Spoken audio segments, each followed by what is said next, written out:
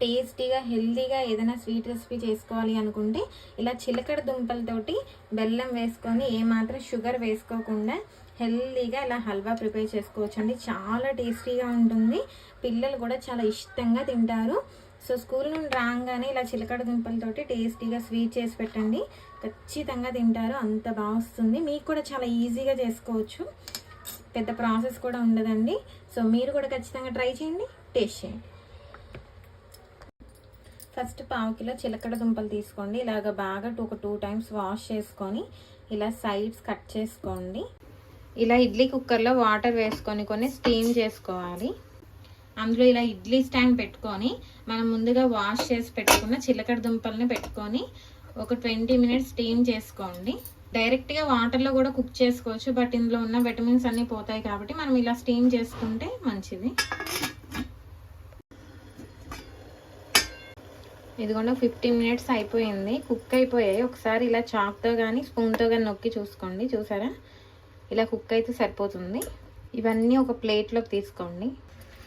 ఈ చిలకడ దుంపకి పైన ఇలా పీల్ చేసుకోండి.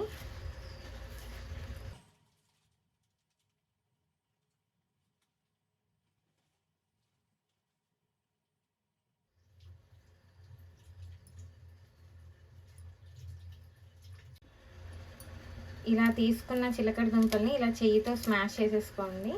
బాగా కుక్ అయిపోయాయి, అందుకే ఇలా అంటే అయిపోతున్నాయి. లేకపోతే మీకు స్మాషర్స్ ఉన్నా స్మాషర్స్తో కూడా స్మాష్ చేసుకోవచ్చు. ఇదిగోండి ఇలా చిన్న చిన్న ముక్కలు అక్కడక్కడ తగిలినా బాగుంటుంది హల్వాలో కాబట్టి.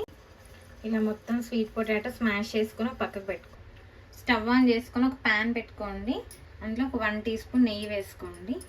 ఇందులో ఇలా తరుక్కున్న డ్రై ఫ్రూట్స్ ఫ్రై చేసుకోండి. ఇలా కొంచెం ఫ్రై అవ్వగానే స్టవ్ ఆపేసుకొని పక్కకు తీసేసుకోండి. అందులోనే ఇంకొక 1 టేబుల్ స్పూన్ వరకు నెయ్యి వేసుకోండి.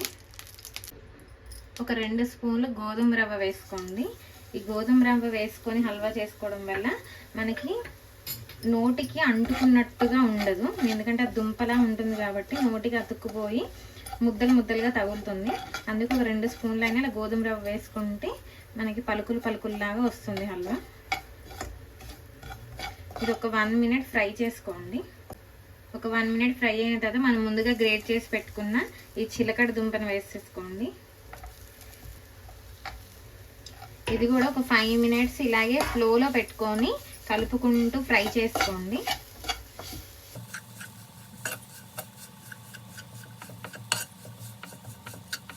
ఒక 2 స్పూన్లు నెయ్యి వేసుకోండి. ఇలా ఈ హల్వాకి మొత్తం ఒక 1/2 కప్పు వరకు నెయ్యి పడుతుంది.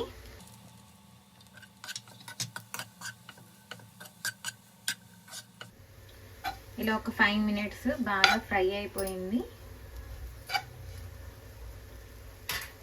ఇప్పుడు ఇందులో ఒక 1/2 కప్పు వరకు గ్రేట్ చేసుకున్న బెల్లం వేసుకోండి. మీరు ఈ ప్లేస్లో షుగర్ కూడా యూజ్ చేయొచ్చు, బెల్లం హెల్దీ అండ్ ట్రెడిషనల్ కాబట్టి బెల్లం తీసుకుంటున్నాను. బెల్లం మీరు సపరేట్గా కరిగించి కూడా వేసుకోవచ్చు స్ట్రెయిన్ చేసుకొని. ఇప్పుడు ఇలాగే కలుపుకుంటూ బెల్లం అంతా కరిగిపోయి దగ్గర పడేంత వరకు కుక్ చేసుకోండి. ఇక్కడ ఒక 1 టేబుల్ స్పూన్ నెయ్యి వేసుకోండి.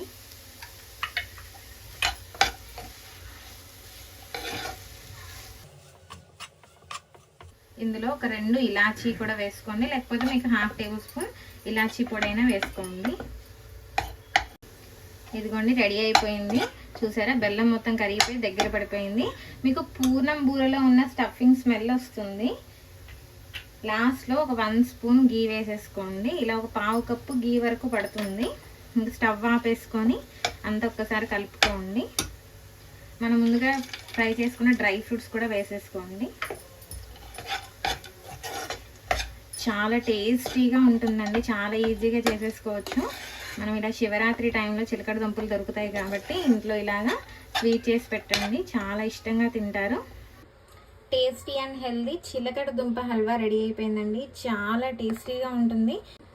శివరాత్రి టైంలో మనం ఉపవాసం చేసిన తర్వాత ఏదైనా స్వీట్ చేసుకోవాలి అనుకుంటే ఇలాగ దేవుడికి నైవేద్యంలాగా చేసుకొని కూడా తినొచ్చు. చాలా టేస్టీగా ఉంటుంది.